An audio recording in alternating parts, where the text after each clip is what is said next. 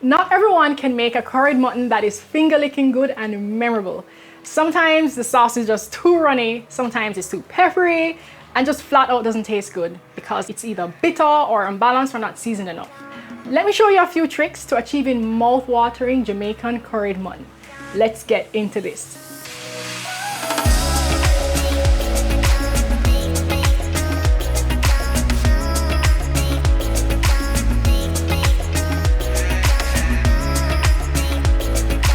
We want our stew to have ample meat to chow down on, but at the same time having good enough bones to help producing a lovely gamey sauce at the end because of all the collagen in the bone marrow. Big thanks to Liland Limited here in Jamaica who provided us with these lovely cuts of mutton meat, and we're ready to go. Even though mutton and goat are frequently interchangeable, simply put, mutton is slightly more fragrant than goat, which some people are not used to.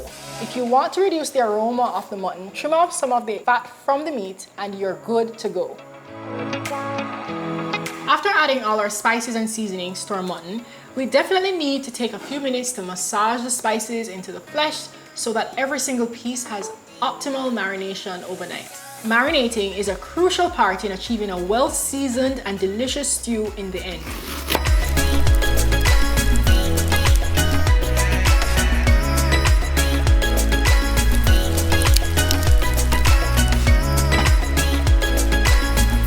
Don't do this at home, people. Wear makeup with cooking around flames. Feels like it's melting off the makeup. Woo, yeah, there we go. That's what I'm talking about. This is your best friend. We are going to sear and stew our curry right here. I love cold stove cooking. I mean, don't get me wrong, I really love fried pressure cooker, but nothing can top cooking over a wood fire for that addictive smoky flavor that gets us wild. Do you guys agree? If you want to see how I cook curry goat in a pressure cooker, then check out the link below for that video. But this one, we're going all natural, baby. Let's go. For that, man, yes! Once your pot is well heated, add the oil and the remaining onions and scallion and the extra curry powder if you want to. Then slightly brown them. Then add your marinated mutton to the very hot Dutch pot and sear the meat for a couple of minutes while stirring.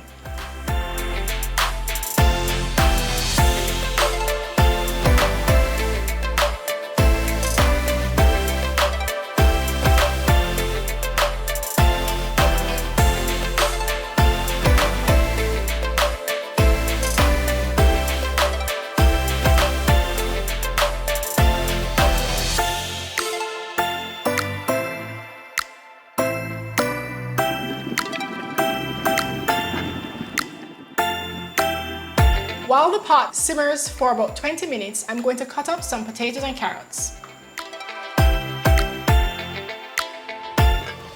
Woo! Look at that. Okay, so the meat is basically breaking apart.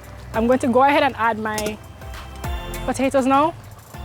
And this is going to cook down and thicken up our sauce as well. Let's add our carrots.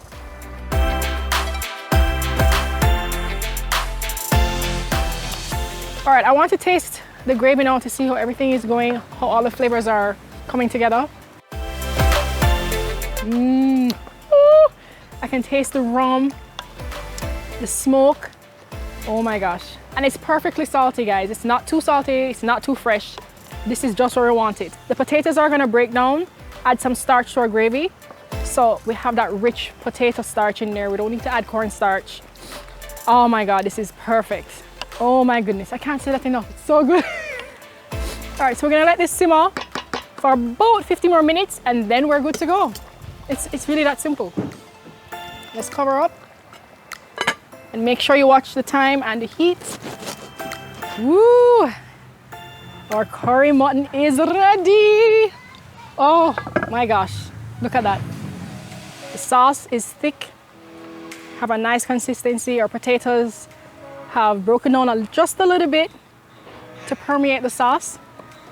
The colors are amazing. Oh, I'm sharing too much. We're gonna reserve this for the buffet dinner. This is for me to taste for you guys. First, I want to just layer with a bit of coconut cream, and this is my personal touch. I just love the color contrast. And top it off with a little cilantro. Of course, you can just dig in right as you get it out of the pot without any of this stuff. It's good on its own, I promise.